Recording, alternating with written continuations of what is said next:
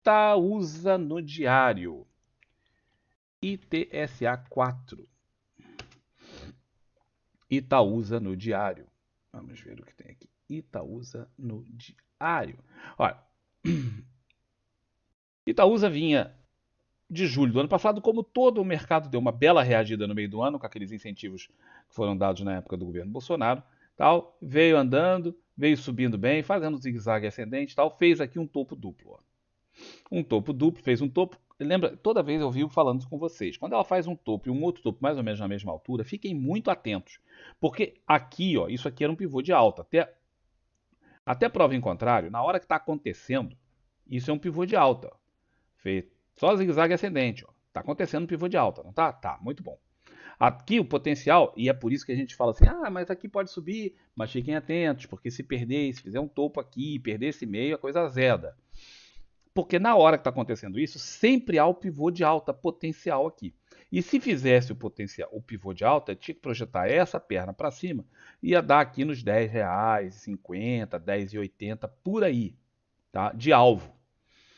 Mas faz esse candle. Aí você pega e fala assim, pô, agora, olha esse segundo candle. Isso aqui é um topo.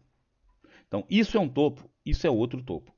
Topos no mesmo nível, ou mais ou menos no mesmo nível, não são uma boa história para análise gráfica, não são uma boa história para os ativos. Os topos têm que ser ascendentes. Se começa a fazer topo na mesma altura, a coisa enrola. Isso aqui então é uma congestão, mas quando começa a fazer topos na mesma altura, a coisa fica mesmo muito ruim. É um ótimo sinal para quem estava comprado em qualquer canto aqui para sair ou aproximar o stop. Como teve ainda por cima um gap, aqui a coisa ficou ainda pior. Né? Teve um gap. Mas isso aqui pode me influenciar, porque eu já vi o gráfico mais para frente. Então, de alguma forma, isso pode me influenciar. Prefiro não entrar em muitas reminiscências. Mas quando faz o topo duplo, se perder esse meio, cara, tchau. Se você não saiu aqui por, não, porque vai subir, eu confio no ativo e tal. Mas quando perde esse meio aqui, tchau e benção, tá? Não tem muito o que discutir. Perdeu, claro que perdeu, tá? E aconteceu a perda desse sentido. O gap, no final das contas, era mesmo um gap de ignição. Esse aqui é um gap de medida. Tá? Aqui, geralmente, o gap de medida ele vem em dobro. Então, o gap de medida aqui, se você medir isso para cá, você vai ver que dá mais ou menos a mesma distância.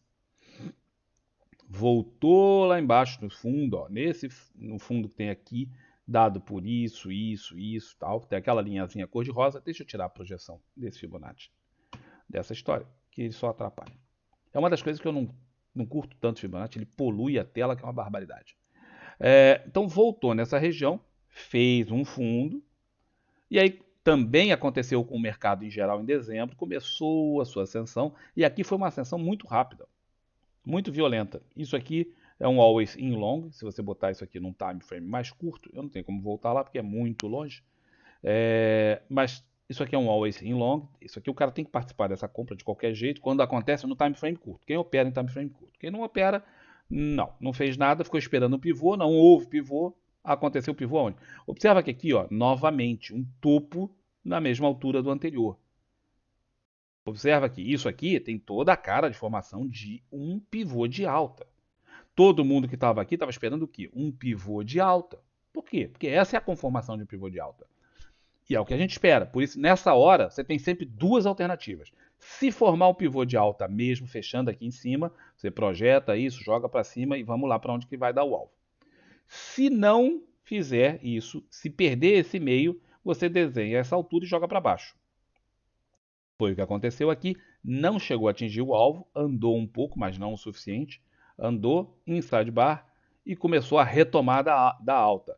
Isso aqui, ó, aparentemente, pelo menos de olho, não parece ter perdido 50% dessa subida. Ficou na marca. Ó.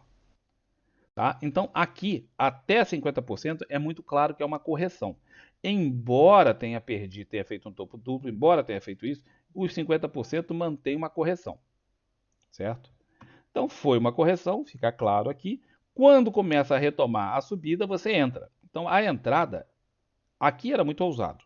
Aqui era muito ousado, média de 200 em cima. Eu não faria essa entrada nesse candle aqui de jeito nenhum. Mas nesse eu faria. Já estávamos acima da média de 20, já estávamos acima da média de 9, já estávamos acima da média de 200, aqui era a entrada. Tá? Nessa entrada aqui, uma entrada segura. Qualquer entrada por aqui era muito mais arriscada. Mas aqui era uma entrada segura. O ativo vem fazendo uma movimentação ascendente, mas volto a mostrar. Fez um topo mais baixo que o anterior. Tá? Quando forma um topo na mesma altura, um pouquinho mais alto, um pouquinho mais baixo, mas mais ou menos na mesma altura, você tem que ficar muito atento. Se eu tivesse comprado em qualquer canto, puxaria o meu stop para essa região aqui, abaixo da média de 20. Perder a média de 20, eu saio fora. Tá? Perder quer dizer fechar. Então, se fizer um candle fechado fora, abaixo da média de 20, eu saio.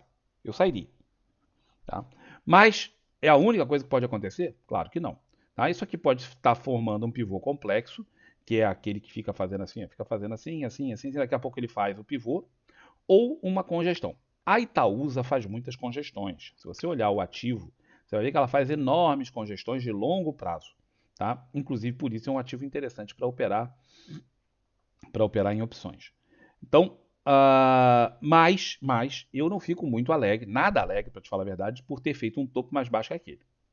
Nada alegre. Tá? Se eu tivesse que investir em Itaúsa, eu não entraria comprado por enquanto. Quando eu compraria? A hora que formar um pivô de alta em relação a isso aqui. Tem que fechar aqui acima, aí eu compraria qual alvo? O alvo buscar aquela linha azul lá em cima.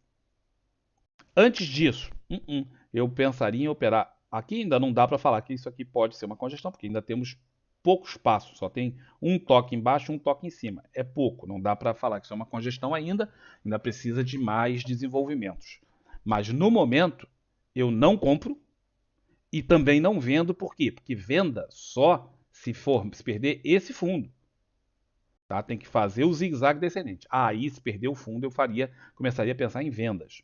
Mas por enquanto, na minha opinião, não tem nada a fazer aqui. Está uma indecisão total do que vai acontecer.